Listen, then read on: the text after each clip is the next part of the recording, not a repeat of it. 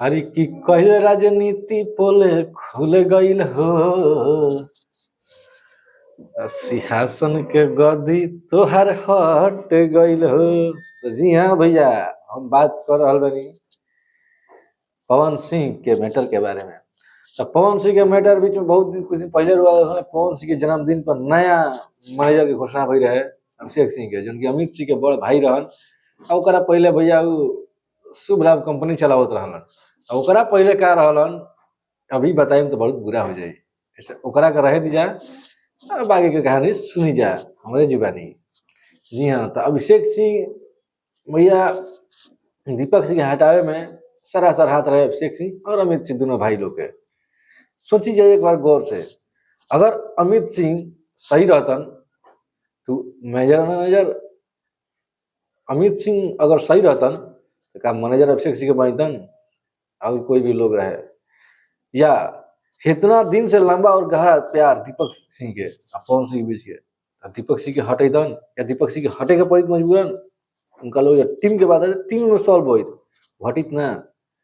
लेकिन ऐसा माहौल भइल कि दीपक भैया के साइड होके के पड़ल। और जो दो जिस्म एक जान काट रहे लोग, वो दोनों जिस्म के अलग होके पड़ल और दोनों जान अलग हो गए लोग, एगो हेने चल दे लोग। उससे भोजपुरी के बहुत बदनामी भइल, साथे पवन भैया के बदनामी भइल, बेचारे दीपक भैया। लेकिन अमित सिंह के बात कर रहे हैं, अमित सिंह कुछ तो चापलूसी करके अपना बड़ भाई के बनैलन, कुछ तो उनका लालच हुई, कुछ तो जरूर काम बात बा। अब का बा हम जानते नहीं, रोगो लोग जानते हैं जा, एक खाली कमेंट और रोगो लोग बताएं जा क्या बात बा, ओकर निवारण सबके जवाब हम दे दे क्या बात बा का ना। तो अभिषेक सिंह मिले, लेकिन हाल की खबर देखनी कि अभिषेक सिंह के पद से हटावल गई। काहे कि भैया जौन करनी करत है करनी धरा गई। करनी भाई गलती रुआ करम तो जी रुआ रखले बा ओकरा तो पता चलबे करी रुआ कहाँ कहीं बा। अब बेटा कतनो उड़े तो बाप से ज्यादा उड़ नहीं सकत, बाप तो बाप होता है। अब बाप तो हर रग रग से वाकिफ बा कि तू का करबा का ना करबा। काहे कि जो एज से तू गुजरा था वो एज से वो आदमी गुजर चुकल बना, उनका पता बा हर एक चीज के। ऐसा थोड़ा ना पवन सिंह के पता ना, पवन सिंह के भी सब पता हुई। ओकरे दिन बा कुछ दिन मजा मार लें, अब ऐसा हो जाए साफ साइड हो गया। साफ साइड का मतलब कि बहुत जगह से हट जियन भैया ये लोग देख सकम जाके।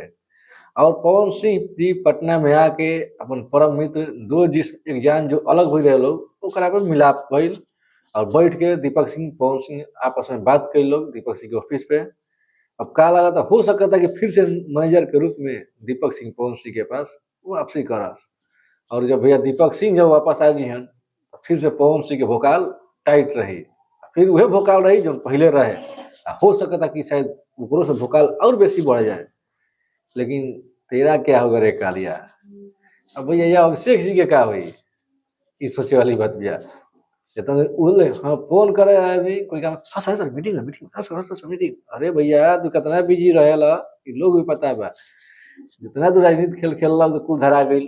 अब का हुई कालिया तेरा। और ई तो अभिषेक सिंह के बात भइल, अभिषेक सिंह के साइड कर गई। काल मन राय थे भैया मुझको तोरो पर हाँ तो या अमित सिंह के भी काल मंडरा रहा था। अब देखिए अमित सिंह के क्या होता है, अमित सिंह के साथ क्या हुई क्या ना, फिर वो लोग धीरे धीरे सब समझ में आ जाए, सामने सब लोग के लगी। फिलहाल दीपक भैया होता है स्वागत नहीं करोगे उनका, तो दीपक भैया की एंट्री होके जा रहा बा। दीपक भैया का स्वागत करी, कमेंट में बताई कि मैनेजर अभिषेक सिंह रहल चाहत रहे या दीपक सिंह रहल चाहता है। ये लोग कमेंट बताई जाए कि के रहल चाहता है। कहेंगे हमारा देखे से जहाँ तक उम्मीद अगर दीपक सिंह है तो पवन सिंह कैरियर में चार चांद लाग जी भैया। कहें वो मैनेजर बन के उनका काम ना करते रहन, एगो दोस्त बन के काम करते रहन। अब मंच पर कहले भी रहन कि मुझे गर्व होता है और मुझे घमंड है मेरे पास पवन जैसा मेरा दोस्त है। तो कहे ना तो घमंड रही, अब फिर से वही घमंड कायम रही और फिर से कायम घमंड करे खातिर फिर से दीपक भैया एंट्री मार रहा बने।